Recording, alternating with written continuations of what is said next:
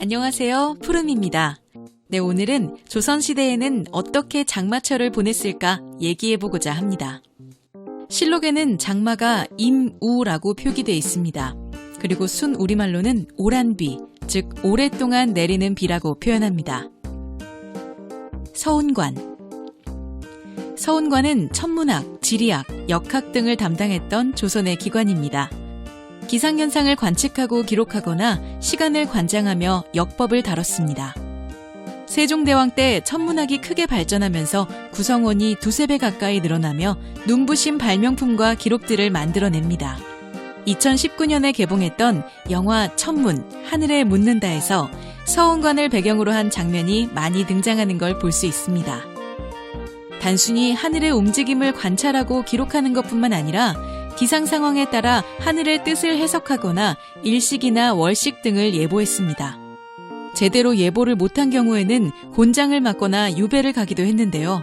기상청 보고인 세조 때 관상감으로 이름이 바뀌고 연산군 때 사력서로 바뀌면서 규모가 엄청나게 축소되기도 합니다.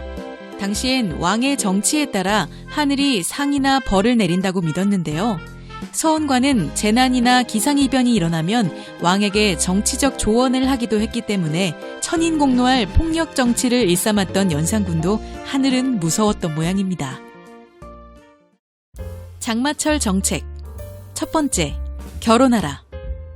하늘에서 그치지 않고 비가 내리는 현상을 사람들이 제때 결혼하지 못하여 서린 한 때문으로 해석하기도 했습니다.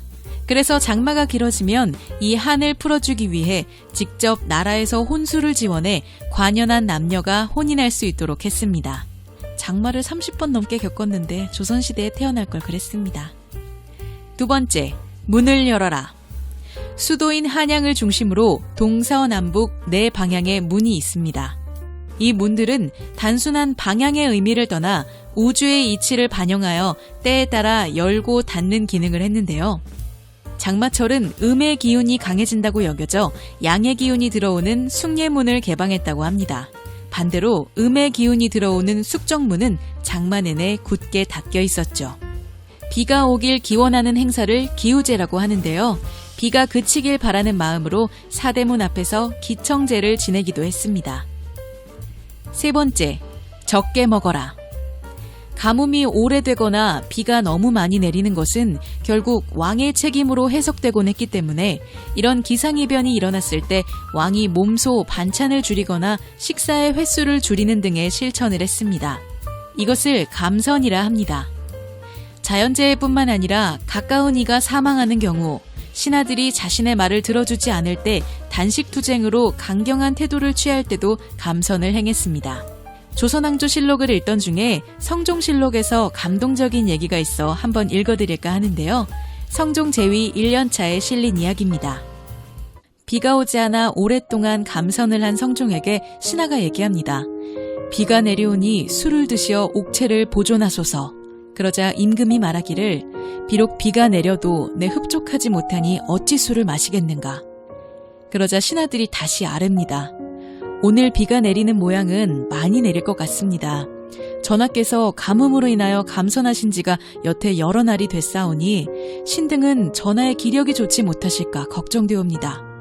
그러자 임금이 말하기를 작년 가을부터 이제까지 비가 내리지 아니하여 대단히 가물었으니 민생이 염려로운데 어찌 이번 비를 흡족하게 여기고 마음 놓고 술을 마시겠는가 하고 마침내 윤허하지 아니하였다고 합니다.